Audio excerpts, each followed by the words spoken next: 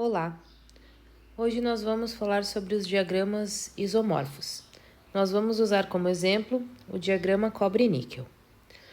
O diagrama cobre-níquel possui duas linhas que dividem o diagrama.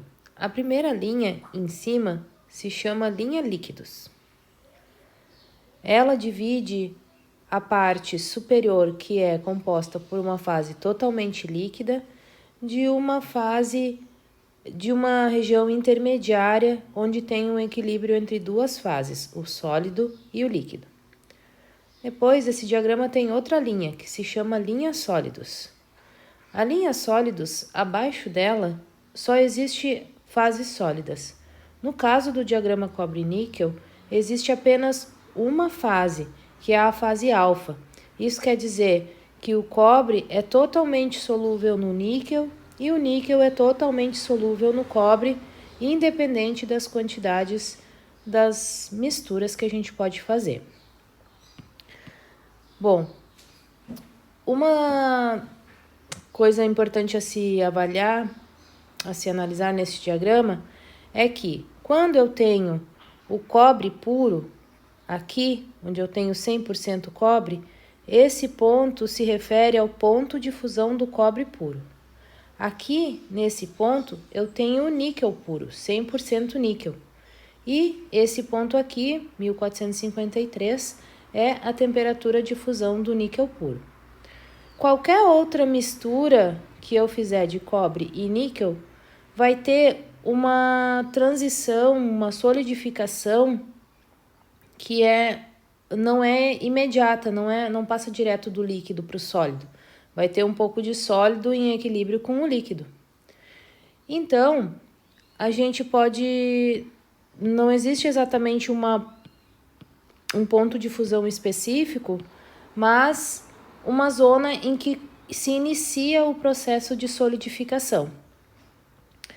Uma pergunta que a gente pode fazer sobre as ligas cobre-níquel dentro de um diagrama isomorfo pode ser, por exemplo, qual é a composição do primeiro sólido que vai se formar quando eu estou resfriando uma certa liga, já que é uma mistura de duas fases e eu não vou ter necessariamente a mesma composição.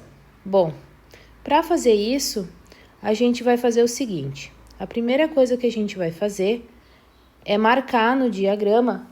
Eu coloquei aqui um exemplo, ó. Vamos supor que a gente tenha uma liga que tenha 80% de cobre e 20% de níquel. A primeira coisa que a gente vai fazer no diagrama é localizar onde está essa composição, e aí a gente vai fazer uma linha vertical até atingir a fase líquida. Então, 80% de cobre e 20% de níquel é aqui, ó. É nessa linha aqui.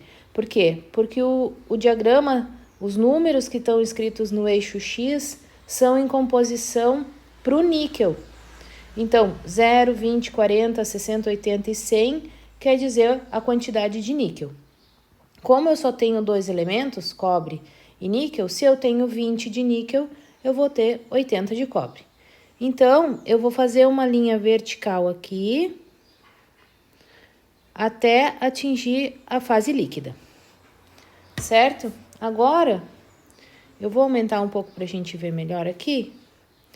Vamos imaginar que a gente está resfriando essa liga, certo?